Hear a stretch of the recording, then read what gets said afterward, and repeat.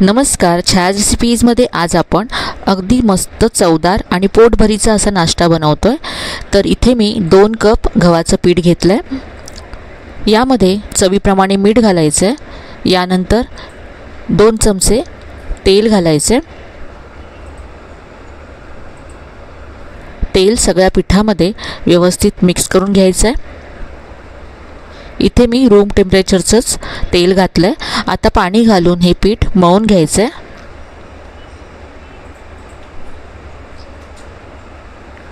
इथे मी थोडंसं असं सैलसर पीठ मळून घेतलंय। यावरती थोडंसं तेल घालायचं। साधारण 1 चमचा तेल घातलं आणि पुन्हा हे पीठ मळून घेतलं। आता यावरती असं कापड ठेवूया आणि हे झाकून असंच बाजूला ठेवूया। यानंतर आता आपण स्टफिंग तयार करू। तर इथे मी 3 मध्यम आकाराचे बटाटे, याबरोबर थोडासा फ्लावर आणि मटारचे दाणे शिजवून घेतलेत। मी कुकरला 2 शिट्या लावून हे शिजवून घेतले। बटाटे सोलून घेतलेत। आता आपण याचं सारण तयार करूया। तर इथे मी गॅसवरती एक पॅन गरम करत ठेवला आहे। यामध्ये 1 चमचा तेल घातलं। तेल गरम झाल्यानंतर अर्धा चमचा जिरं घातलं आणि अर्धा चमचा मी यामध्ये बडीशेप घातली। इथे आता बारीक चिरलेली हिरवी मिरची घालायची। ही मिरची तिखट नाही आहे, त्यामुळे मी इथे 3 हिरव्या मिरच्या घेतल्या। याबरोबरच आपण यामध्ये लाल तिखट सुद्धा घालणार आहोत।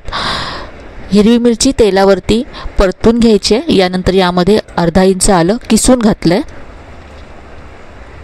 आलं, हिरवी मिरची सगळं असं परतून घेतल्यानंतर यामध्ये मसाले घालायचे आहेत। इथे मी अर्धा चमचा जिऱ्याची पावडर घातली।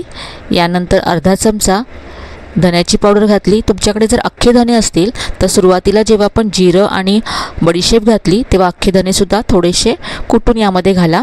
यानंतर इथे मी चवीप्रमाणे लाल तिखट घातलं। सगळे मसाले परतून घ्यायचे आहेत। यानंतर यामध्ये ज्या भाज्या आपण शिजवून ठेवल्या होत्या त्या घालायच्या आहेत।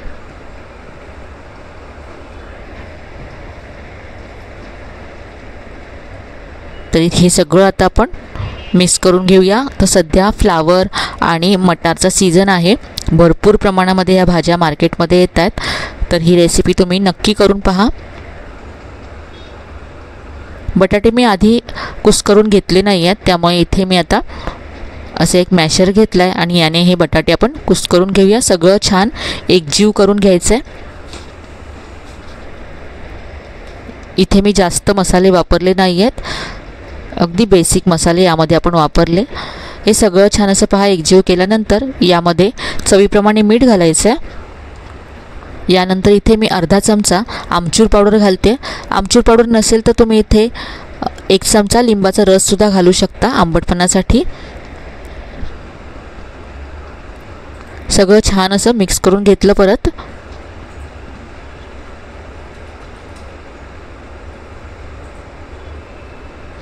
पूर्ण हे कोरडं करून घ्यायचं आहे।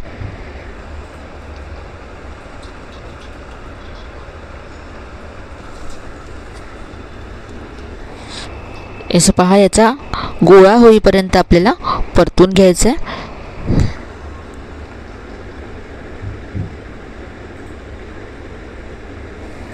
तर इथे पहा, हे जे सारण आहे ते पॅन सोडायला लागलं आहे आणि याचा असा गोळा व्हायला लागला आहे। याच्यातलं सगळं मॉइश्चर निघून गेलं आहे। तर आता आपण यामध्ये बारीक चिरलेली कोथिंबीर घालूया।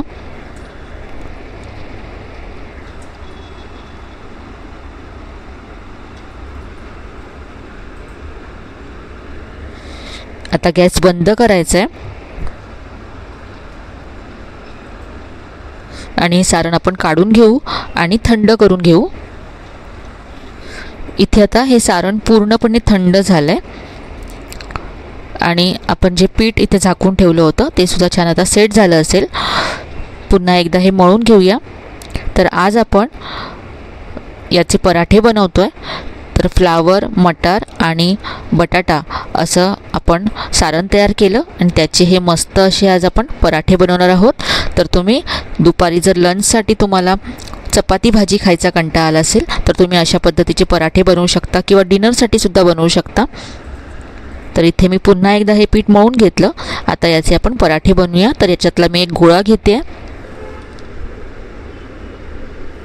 हा गोळा मी आता सुक्या पिठामध्ये घोळवून घेतला. आता हा थोडासा आपण लाटून घेऊया.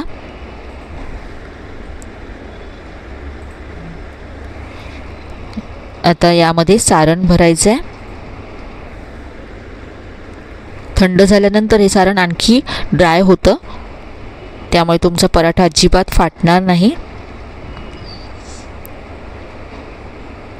तुमचा जर पराठा लाटताना फाटत असेल नेहमी, तर तुम्ही गव्हाच्या पिठाबरोबर पाव कप या पिठामध्ये बेसनसुद्धा घालू शकता. त्यामुळे सुद्धा पराठा अजिबात फाटत नाही. आज मी गव्हाचं पीठच वापरलं फक्त. हा पराठा असा लाटून घ्यायचा आहे.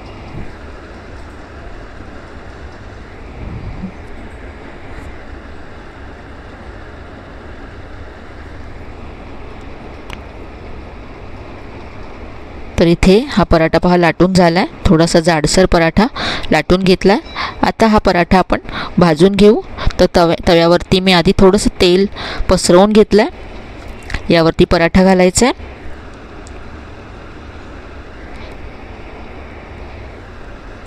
एका बाजूने थोडासा भाजून झाल्यानंतर उलटून घ्यायचं आहे आणि आता दुसऱ्या बाजूने व्यवस्थित असा पराठा भाजून घ्यायचा आहे. दुसऱ्या बाजूने 2-3 मिनटं भाजून झाल्यानंतर उलटून घेऊया आणि इथे मी तेल सोडते. तेल घालून हा पराठा असा मस्त खरपूस भाजून घ्यायचा आहे.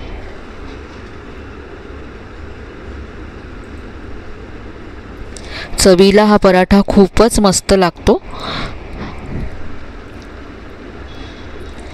तर आलू पराठा आपण नेहमीच बनवत असाल, अशा पद्धतीचा फ्लावर, मटार आणि बटाट्याचा पराठा एकदा नक्की बनवून पहा. तुम्हाला नक्कीच आवडेल ही रेसिपी.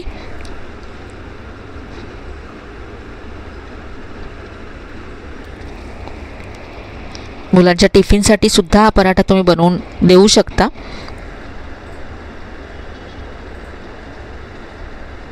तर हा अगदी खरपूस पराठा तयार झाला आहे. काढून घेऊया.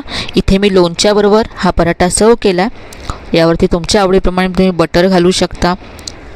मुलांसाठी बनवत असाल तर तूप घालू शकता. तर आजची ही मस्त अशी रेसिपी तयार आहे.